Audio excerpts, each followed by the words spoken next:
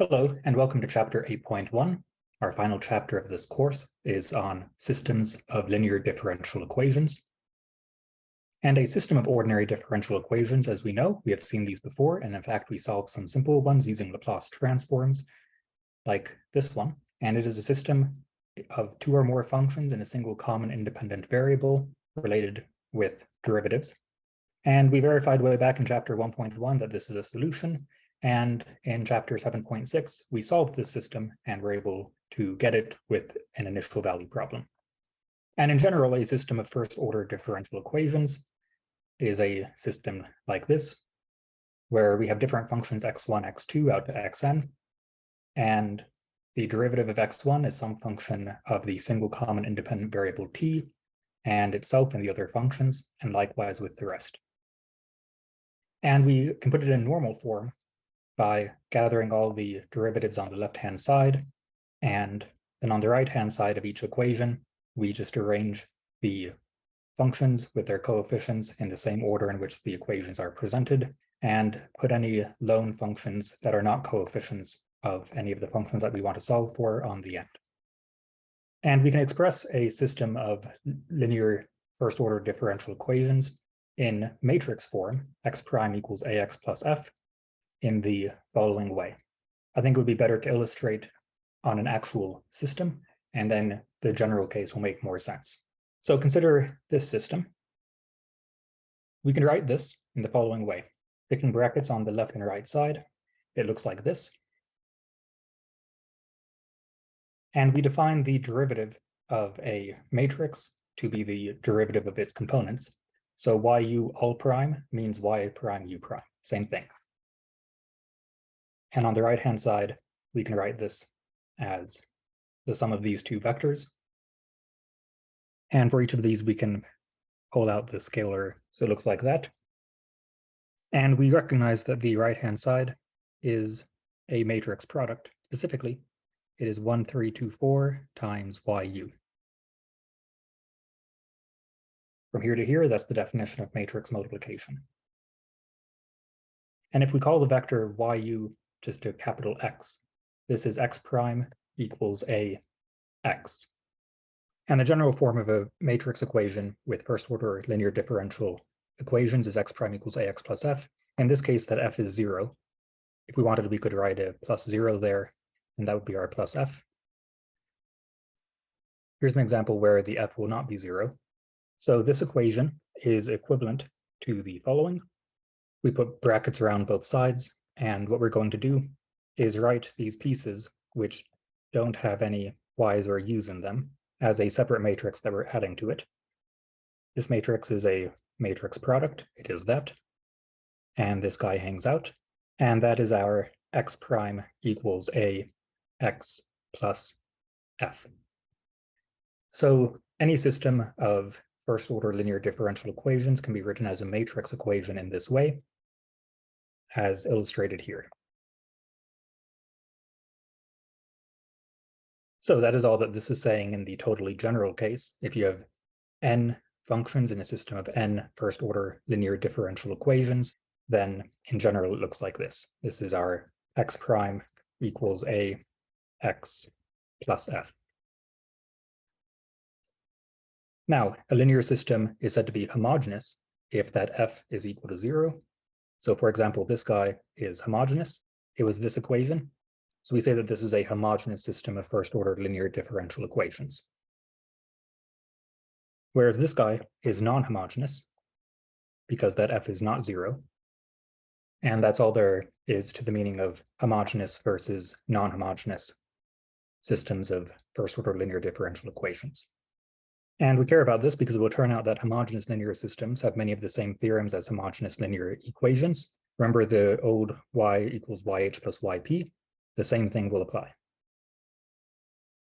So we'll end up solving non-homogeneous systems like this by first solving the homogeneous complement, and then finding a particular solution to the non-homogeneous equation and doing yh plus yp. And it's quite worth noting that initial value problems can also be written compactly in the following way. So consider this system. Let's write it as x prime is ax plus f. with initial value x of t naught is x naught. Okay, so this is the same as yu all prime is 1, 4, 2, 3, yu plus sine t 2e to the t, as we have seen. And this part, the initial values, we can think of this as the function, the vector function yu evaluated at 0 equals 5, 3. So this yu is a vector function, and when we plug a number into the vector function, then we're plugging it into each piece and giving the two corresponding outputs. And we often call yu just capital X. So this is the same as x prime, is that with initial condition that x of 0 is 5, 3.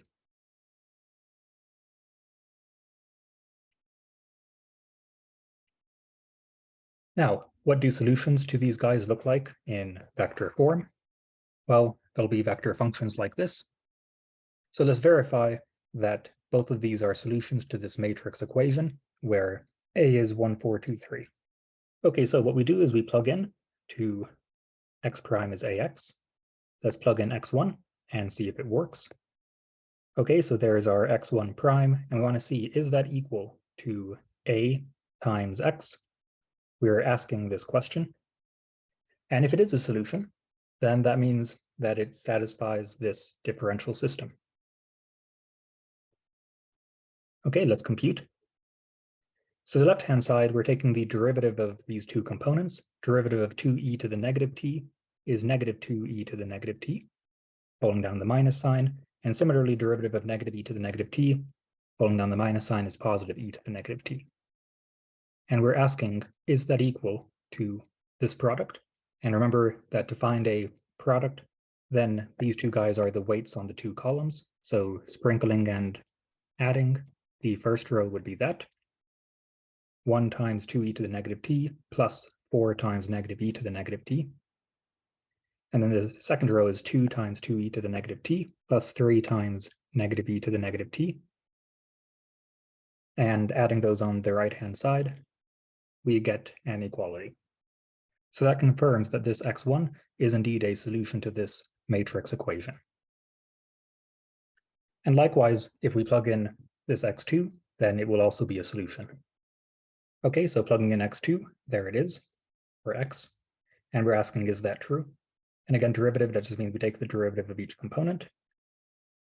And then to compute the product, we tilt and sprinkle.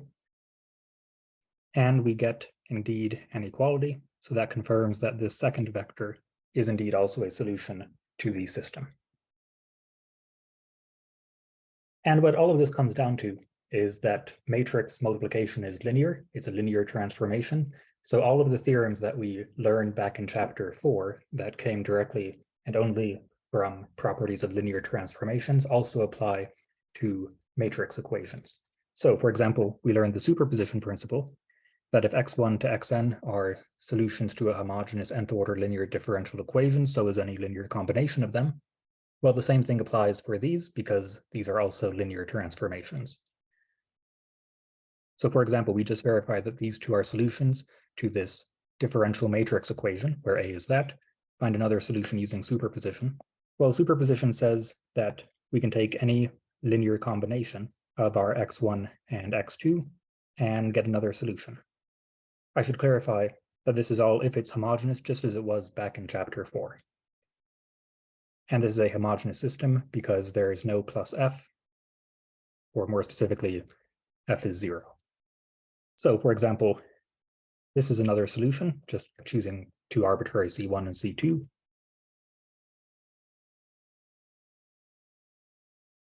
And in fact, the general solution will be an arbitrary linear combination of these. So that'd be C1 times x1 plus C2 times x2, or any C1 and C2. Again, just as back in chapter 4. And notice that we can rewrite a linear combination in this way by just gathering together. And this would be our little y and little u in our usual presentation. More specifically, the general solution, gathering these together by distributing the C1 inside both of these, C2 inside both of these, and adding across. We have 2C1 e to the negative t plus C2 e to the 5t up here. And down here we have negative C1 e to the negative t plus C2 e to the 5t. So because this is our y and that's our u, remember, after all, that this whole system corresponded to this system here. This was our yu prime is 1, 4, 2, 3 yu. That means that the first component of the solution is y, second component of the solution is u. So this first component is y, and the second component is u. And these are two equally valid ways of writing the general solution to this system of first-order differential equations. These are saying the same thing. This is how we would have expressed it in previous sections, although this will be a more useful way going forward. Okay, now I've asserted that this is indeed the general solution. And why is this? It comes down to that this is a system of two first-order linear differential equations. After all, it's these two. And therefore, it should have two arbitrary constants. And because these two solutions are linearly independent, then this generates the full solution set. It has 2 degrees of freedom, corresponding to that is a system of two first-order linear differential equations. And to formalize this, we need to reintroduce that concept of linear independence. It's the same definition of linear independence from chapter 4. We say that a set of functions is linearly independent if there is no non-trivial linear combination of them equal to 0. And this is the way that I really emphasize thinking about it and how I taught it back in chapter 4. If it's just two functions, then they're linearly dependent if one is a constant multiple of the other. And in general, they're linearly dependent if we can express one of them as a linear combination of the others. So same as back in chapter 4. So for example, these two are linearly independent because neither is a scalar multiple of the other. That is to say, this first function is not a scalar multiple of the second function for all t or any c. Remember that we're thinking of this as an entire function over all t, not at any particular value of t. Whereas these two are not linearly independent, i.e. are linearly dependent, because x2 is negative 2 times x1. One is a scalar multiple of the other, as you can easily verify by distributing the negative 2 inside, and you get this vector. And what that means in practice is that if we consider an arbitrary linear combination of these two, like this, well, that is the same as going a certain amount in one direction and then going a certain amount in what's fundamentally the same direction. It's still going to be one-dimensional. And mathematically, that comes down to that we can pull out that negative 2 like this, since this vector is negative 2 times that first vector. And now it's the same vector, and we can factor out the C1 minus 2C2. And we get that everything in this span is fundamentally just a single scalar multiple of that one vector. So that would be a one-dimensional solution set. And that's important because a system of two first-order linear differential equations must have a two-dimensional solution set, not one-dimensional. So if we got these two solutions for it, we know that we are missing one because they are linearly dependent. This one is not fundamentally any different from that one. Here's an example of 3 vectors. These 3 are said to be linearly dependent. Again, not independent means the same thing as dependent, because as you can see, x3 is 2 times x1 minus x2. This is quick to see by just distributing the 2 inside of this x2 vector here, and then subtracting this vector, reading across is 2 times e to the 5t minus 2e to the negative t, which is that, and likewise with the second row. So because this is a linear combination of the other two, these are linearly dependent. And just as in chapter 4, we're interested in a fundamental solution set. A fundamental solution set, x1 to xn, to a system of n linear homogeneous differential equations generates by superposition the general solution, which is an arbitrary linear combination of them, as we saw here, for example. And the key fact about a fundamental solution set is that they are linearly independent, and there are n of them, where it was a system of n differential equations. So the key facts here are that it is n linearly independent solutions to a system of n linear homogeneous differential equations, with an emphasis on the matching numbers. So again, our example is this. This is a fundamental solution set to that matrix equation, because the matrix there is 2 by 2, corresponding to that it was 2 equations. Remember, each row of the matrix is an equation. So we have a system of 2 linearly independent solutions to a system of 2 first-order linear differential homogeneous equations, and therefore an arbitrary linear combination of them, C1 times x1 plus C2 times x2, generates the full solution set. And we can rewrite that in this way if we choose to.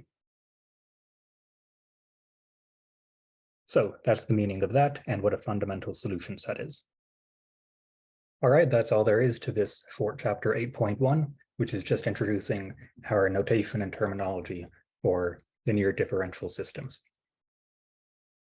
In 8.2, we'll see the connection of eigenvalues and eigenvectors to solving these guys, and it will be very slick and nice.